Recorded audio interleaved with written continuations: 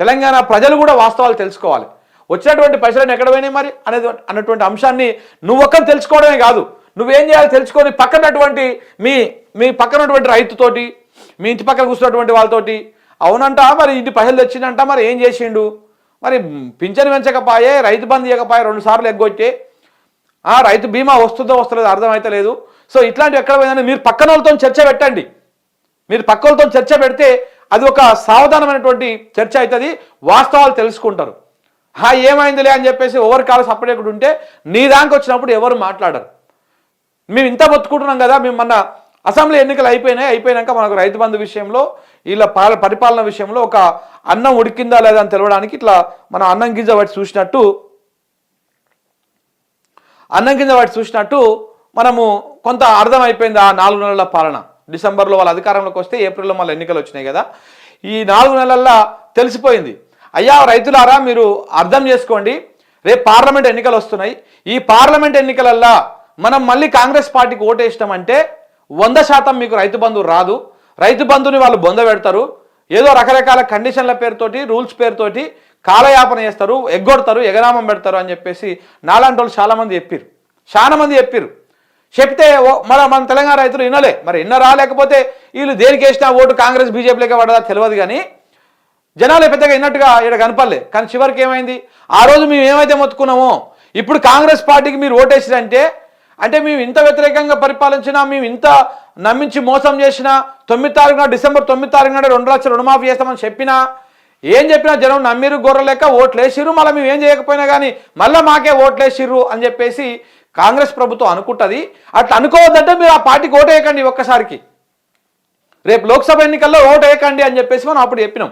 కానీ ప్రజలు కూడా ఈయనలే ధూమ్లో కొట్టుకపోయింది. కాంగ్రెస్ బీజేపీలకే మొత్తం 17 సీట్లు ఉంటే 8 సీట్లు కాంగ్రెస్ ఆయనకు, 8 సీట్లు బీజేపీ ఆయనకు, 1 ఎంఐఎం ఆయనకు అప్పచెప్పేసారు. బీఆర్ఎస్ పార్టీకి గుండు సున్నిచ్చారు. బీఆర్ఎస్ పార్టీకి ఏమి ఇవ్వలే. దాంతో ఏమైంది, అధికారంలోకి వచ్చినాక ఓట్లు అయిపోయినాక వెంటనే చేస్తామన్నటువంటి రుణమాఫీ 100 మందిలో 10 మందికి చేసే చేతులు దులుపుకున్నాడు. ఎవరికి రుణమాఫీ కాలే. రైతు భరోసా, రైతు బంధు 2 సార్లు ఎగ్గొట్టిండు. ఇప్పుడు ఇంకొక 3వ సారి కూడా వస్తుందో రాదో డౌటే ఉంది. ఇప్పుడు వచ్చేటువంటి అవకాశాలు తక్కువనే ఉన్నాయి. అవి వచ్చినా కానీ మళ్ళా ఆడ ఊర్లో 100 మంది ఉంటే అందులో 10 మందికో 5 మందికో వేసేసి అందరికి వేసేసామని ప్రచారం చేసుకుంటారు. ఈ రకమైనటువంటి ప్రచారం జరుగుతూ ఉంది. మళ్ళీ ఇప్పుడు కూడా మనకు ఒక అవకాశం వచ్చింది. మళ్ళీ కూడా ఏం అవకాశం వచ్చింది, రేపు పంచాయతీ ఎన్నికలు ఉన్నాయి, రేపు జిహెచ్ఎంసీ ఎన్నికలు ఉన్నాయి. జిహెచ్ఎంసీ ఎన్నికలలో ఇక్కడ హైదరాబాద్ వాసులు ఏ రకమైన బుద్ధి చెప్పాలి, హైడ్రా తీసుకొచ్చి నువ్వు అప్పు తెచ్చి లోను మీద తెచ్చుకున్నటువంటి ఇల్లుని చెప్పా పెట్టకుండా, నోటీస్ లేకుండా కూలగొట్టిపోయినటువంటి రేవంత్ రెడ్డికి మనం బుద్ధి చెప్పేటువంటి అవకాశం వస్తుంది. మనకు హైడ్రాకి బుద్ధి చెప్పేటువంటి అవకాశం వస్తుంది. సో కాబట్టి కాంగ్రెస్ బీజేపీలకు ఓటేస్తే ఇక్కడ నువ్వు హైడ్రాని ఏమంటారు యాక్సెప్ట్ చేసినట్టే. సో కాబట్టి ఇప్పుడు మళ్ళీ మీకు ఒక అవకాశం వచ్చింది. మిమ్మల్ని ఇబ్బంది పెట్టింది ఎవడు, మిమ్మల్ని మీ వెనకాల నిలబడి కొట్లాడింది ఎవరు చూసుకొని మీరు ఓటేయండి. ఏ పార్టీకి వేసుకుంటారో అది మీ ఇష్టం. కానీ మిమ్మల్ని ఇబ్బంది పెట్టింది ఎవరు, ఇన్ని రోజులు కన్నడ పెట్టుకొని కాపాడుకున్నది ఎవరు? ఇప్పుడు ప్రాంతీయ భేదం లేకుండా ఇప్పుడు ఒక్కొక్క ప్రాంతం ఇప్పుడు కూకట్పల్లికి పోతే అక్కడ ఆంధ్ర ప్రాంతం వాళ్ళు ఎక్కువ ఉంటారు. కానీ 10 సంవత్సరాలలో ఎన్నడూ కూడా నువ్వు ఆంధ్ర తెలంగాణ అన్నటువంటి ఫీలింగ్ రాలే. బట్ కాంగ్రెస్ ప్రభుత్వం వచ్చినాక వచ్చింది. మరి దీనికి కారణం ఎవరు, ఈ వైఫల్యానికి కారణం ఎవరు? ఈ అన్నిటికీ ఆలోచన చేసుకొని రేపు జిహెచ్ఎంసీ ఎన్నికల్లో కొంత సావధానంగా ఆలోచన చేసి ఓటేస్తే మళ్ళీ ఈ ప్రభుత్వం గాడి తప్పి పొరపాటున పక్కకు పోతున్నటువంటి ప్రభుత్వం గాడిలోకి వస్తుంది. ఈ ప్రభుత్వానికి బుద్ధి చెప్పాలంటే రేపు మళ్ళీ మనకు ఓటు రూపంలో ఒక అస్త్రం రాబోతా ఉంది, మన చేతికి ఒక బ్రహ్మాస్త్రం రాబోతా ఉన్నది. ఆ బ్రహ్మాస్త్రంతో కొడితే మళ్ళీ వాడు గాడిలోకి వచ్చి మళ్ళీ మన కాళ్ళకాడికి వచ్చి ప్రజలకు అవసరమైనటువంటి పనులు చేస్తూ ఉంటారు. ఇది జిహెచ్ఎంసీలో చేయాల్సినటువంటి పని, హైదరాబాద్ వాసులు చేయాల్సినటువంటి పని. హైడ్రాకు బుద్ధి చెప్పాలన్నా, ఇష్టం వచ్చినట్టు ఆగం చేస్తున్నటువంటి దాన్ని కొంత గాడిలో పెట్టాలన్నా హైడ్రా బాధితులు కానీ లేకపోతే ప్రజలు కానీ జిహెచ్ఎంసీ పరిధిలో రేపు ఎన్నికల్లో ఓటు రూపంలో బుద్ధి చెప్పాలి. అట్ ద సేమ్ టైం ఊర్లకు పోయినప్పుడు పంచాయతీ ఎన్నికలు నడుస్తూ ఉంటాయి. రేపు నెక్స్ట్ ఫిబ్రవరిలో పెడతా అంటున్నారు. ఆ ఫిబ్రవరిలో పెడతా అంటున్నటువంటి పంచాయతీ ఎన్నికల్లో కూడా మనకు రైతు బంధు రాలేదు, రైతు భరోసా రాలేదు, ముసలిల పింఛన్లు పెరగలేదు, రైతుల భూములని ఇప్పుడు రకరకాల రింగ్ రోడ్ల పేరుతో గుంజుకుంటా ఉన్నారు, ఫార్మాసిటీ పేరుతోటి కొడంగల్లో రైతుల భూములు గుంజుకుంటా ఉన్నారు.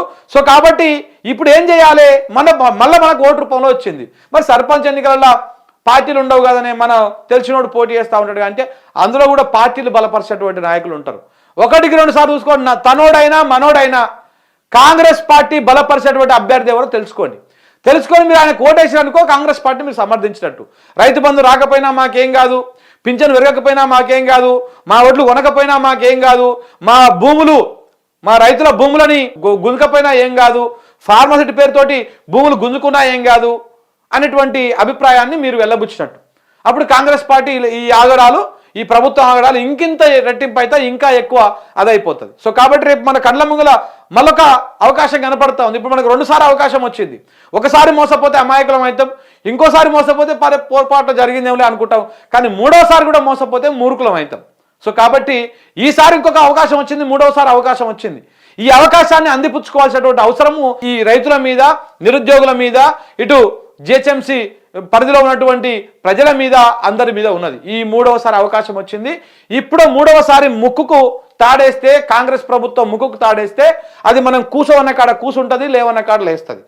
ముక్కుతాడని తెలుసు కదా, ఎద్దుకు కానీ బర్లకు కానీ గూరలకు కానీ వేస్తూ ఉంటారు ముక్కుతాడు. ఆ ముక్షికం కనుక పట్టుకోమనంటే కిందికి మీదికి అంటే ఎట్టంటే అట్ట కూర్చుంటారు అనమాట.